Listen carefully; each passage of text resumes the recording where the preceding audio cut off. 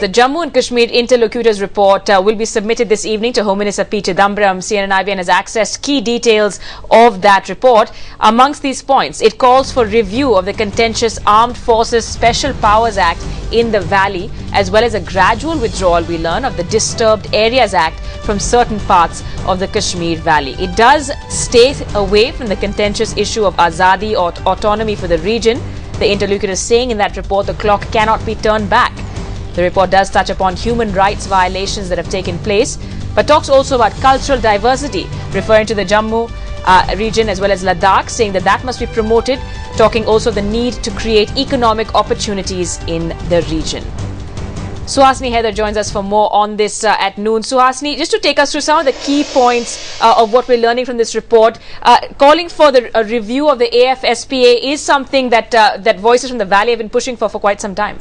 Absolutely, Amrita, and this is going to be one of the key things to look out for when that report is given. And remember, it isn't technically part of the mandate of this particular panel appointed by the centre to actually review or repeal AFSPA. That will be done by the state government. But we do understand, sources telling CNN-IBN that the report does touch on the need to review what are the areas that right now come under the Disturbed Areas Act, as a result of which the AFSPA is brought in. And certainly we understand, in fact, sources in the Jammu and Kashmir government as well telling us that in the next few weeks what we're going to see is the repeal of AFSPA from specific areas that haven't seen violence over the last few months. Remember, this panel was put into place after the violence of last year, which saw nearly 120 young men being killed in those protests.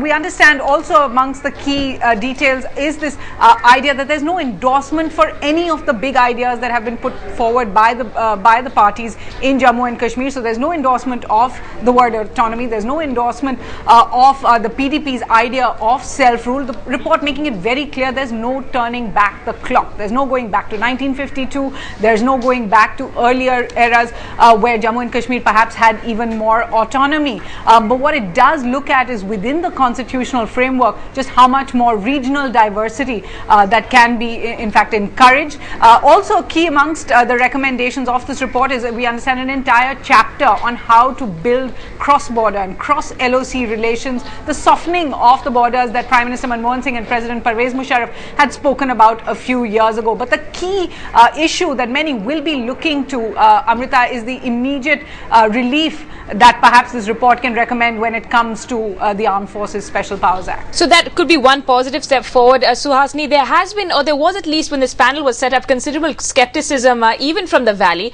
Do you feel like maybe they're playing it safe, saying that there's no turning back the clock when it comes to these demands for self-rule for Kashmir? That's something we're still hearing, of course, on the ground.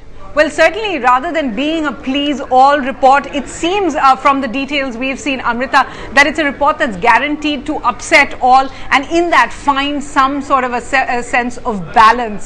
Certainly, the PDP is not going to be happy with its idea of self-rule being rejected. The separatists would obviously be looking for much, much more. There are some key observations on human rights violations, a lot pertaining particularly to the widows of those who have been killed in the violence, but certainly nothing on the lines of what separatist parties may have been even looking for from this report. The National Conference's idea of the 1952 autonomy, that doesn't seem to have been accepted either. Also on other issues, the panel seems to have left it open really for the centre to speak to the state government really and bring out more things. The key recommendations on more economic opportunities for the state, certainly something that's been said before. It's not likely to cut much ice until it's actually implemented on the ground. The key points of this report really will pertain, Amrita, to changing the law and order situation in the Valley. On the one hand, keeping the law and order situation under control. The last year has certainly seen much less violence than many had feared. At the same time, though, repealing many of the tough restrictions on the people in Jammu and Kashmir. And in fact, Omar Abdullah meeting Home Minister P. Chidambaram yesterday, Suhasini, talking about, we are seeing, as you're saying, a more peaceful situation in the Valley. Suhasini, I understand that the interlocutors themselves over the past year have met, well, apparently hundreds of delegations. They're not the separatists, though, but some 700 delegations.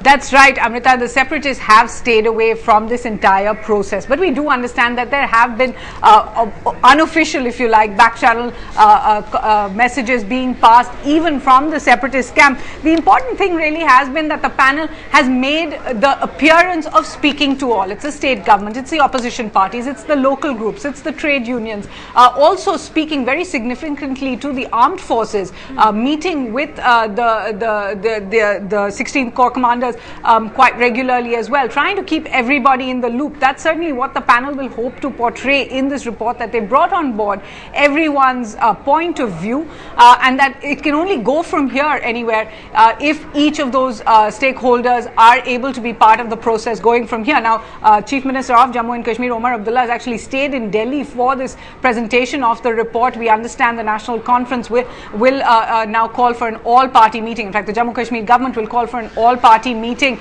to take into account all the provisions of the report. The government at the centre will also have its own processes. The Home Minister likely to put forward his recommendations to the Cabinet Committee on Security as well. So it's really now a question, Amrita, of where this report goes from here. It's been a year in the making. As you pointed out, hundreds of meetings there on the ground in the Jammu and Kashmir Valley. But if this report is to go where previous reports have failed to go and bring some semblance of bringing together those voices from Jammu and Kashmir, then it's really going to be up to the centre and the state government to take it forward.